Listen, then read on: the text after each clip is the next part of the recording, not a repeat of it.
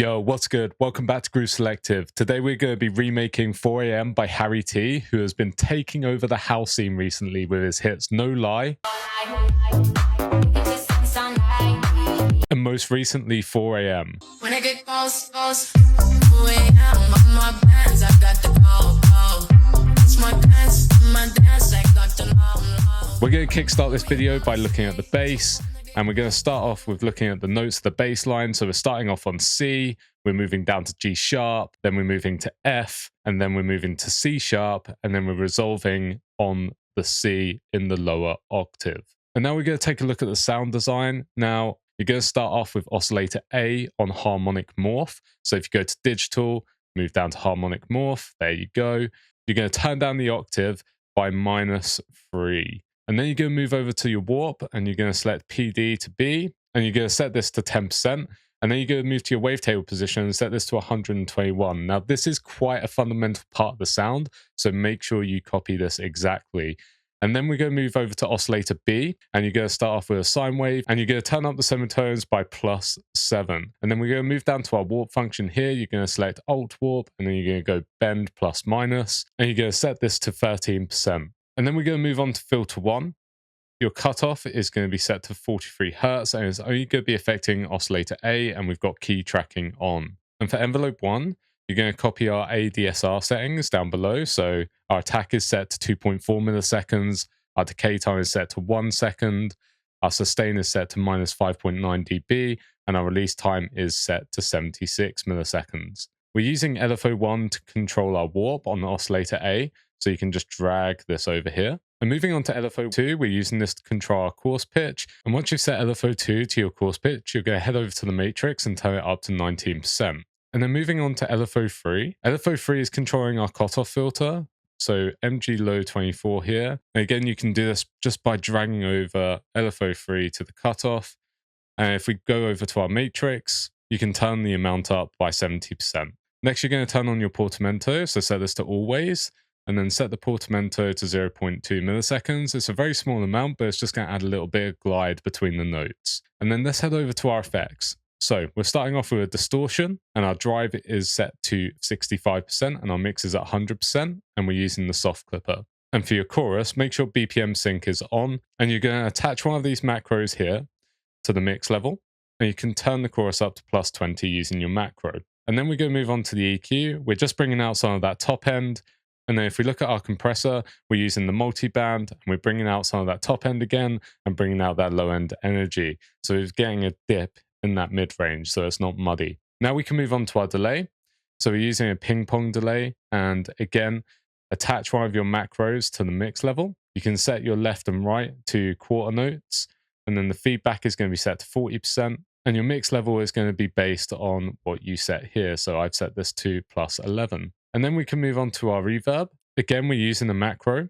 So attach the macro to the mix, and then we're just using a Hall verb, and the decay time is set to 3.6 seconds, and the size is set to 28%. And then finally, we've got hyperdimension, and this is where we're using our fourth macro to control the mix level and set this to +24. I just want to reiterate, we're not using the hyper module in this instance. And your bass should sound a little bit like this. Next, we're going to move on to this pluck, and it's just playing C every 2 bars. And this can be found in House Selections Volume 1, and you can find this in the link below. And you're going to have access to over 300 radio-ready sounds, which you'll hear in all the deep, tech, and minimal house tracks, which are popping at the minute. So you're going to start off on oscillator A using the bipole harmonic wavetable, and this can be found in digital, and then you're going to go bipole harmonic. And then for oscillator B, you're just using basic shapes, and you're just using a saw wave. Turn the unison up to +7 on oscillator A, and then you're going +8 on oscillator B. The detune on oscillator A is set to 0.18, and the detune on oscillator B is just set to default, so 0.25. And then we've turned the blend up on both, so on oscillator A to +75, and then the blend on oscillator B to +83. And then we're using the noise oscillator, so we go to analog, and then we go to bright white noise, and then you can set your level to 28%. And then we're moving on to filter 1. So this is affecting oscillator A, B, and the noise oscillator. And then we're turning our cutoff to 39 Hz. Our resonance is set to 10%. Our drive is set to 22%. And our filter 1 variance is set to 27%. And then we're going to move on to envelope 1. You can copy the ADSR settings down below. We're starting off with an attack setting of 3.7 milliseconds. Our decay time is 655 milliseconds. Our sustain is set to minus 2.6 dB, and our release time is set to 2.24 seconds. And we're using envelope 1 to control one of our effects, which I'll show you later. And then we're using LFO 1 here, and this is going to be set to your noise level, and it's also going to be set to the cutoff on filter 1. You can copy the shape that I have here, set the rate to 0.7 Hz, and make sure you select envelope. And then we're going to move over to our effects. So we're starting off with a compressor. We're bringing out that top end and the low end. We're leaving that mid-range, and we're just compressing some of the dynamics. Then we're moving on to a flanger. So our mix level is set to 60%. Our rate is set to 0.06 Hz, and the depth is set to 68%. And then we're using hyperdimension. We're only using the dimension module in this instance, and the size is set to 50%. And the mix level is set to 26%. And then we're moving on to our distortion. So we're using the tube, and then our drive is set to 25%, and our mix level is set to 22%. And then we're moving on to the chorus. So this is where we're using envelope 1. And this is what we're using to control our low pass filter. And if we head over into our matrix, you can set this to around 70%. And then if we go back over to our effects, and then we're moving on to a delay and a reverb. So our delay, we're using normal. And then our left and right is set to 8th note dotted.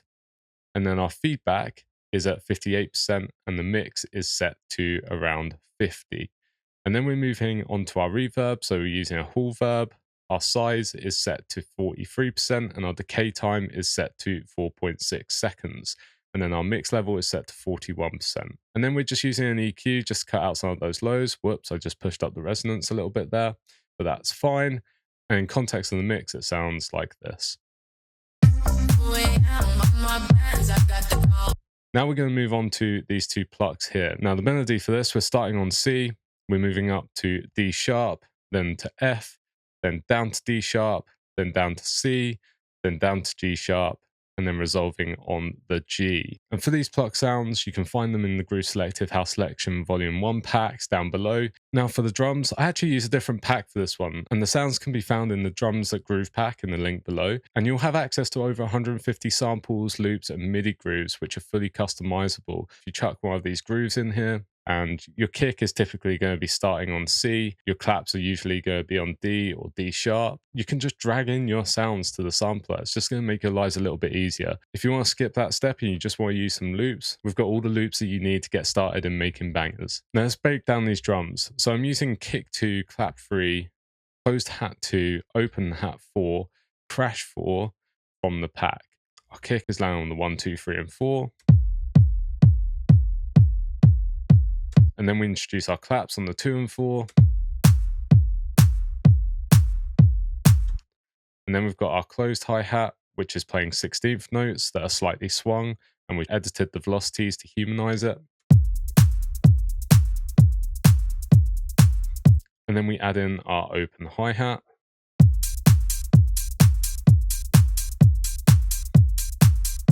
And we went for quite a thin and crispy open hi-hat here because it felt like it was a similar vibe to the original track. Now, if we move on to the drums for the first verse and the build-up, it's fairly straightforward. You just start off with a kick, and that is just the opening part of the track. And then the claps land on the 2 and the 4, and then we introduce the closed hi-hat, which is just following the same pattern as the start of the drop. And then I've only applied 2 effects here. So I've taken riser 2 and reverse 2 from our Groove Selective packs, which you can find in the link below. And I've aligned this up to the end of my build-up, and then I've aligned the reverse to the middle of my drop as like a transition. And everything in context in the mix should sound a little bit like this. 4 a.m. on my bands, I got the go. Teach my dance, on my dance like Dr. Long. What you wanna say? I just wanna get close to you. I just wanna get close. 4 a.m. on my bands, I got the go. Teach my dance, on my dance like Dr. Long. What you wanna say? I just wanna get close to you. When it get close, close. 2 a.m. on my bands, I got the go, go. It's my dance, like Dr. Long, long. What you wanna say? I just wanna get close to you. I just wanna get close, close.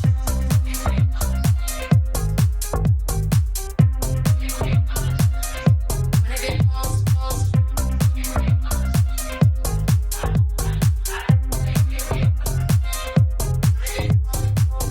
And that wraps up today's video. I hope you enjoyed the content. And as always, do drop by that link below if you want some samples to take your music to the next level. I look forward to seeing you around this time next week, where we're going to be making another banger in Logic.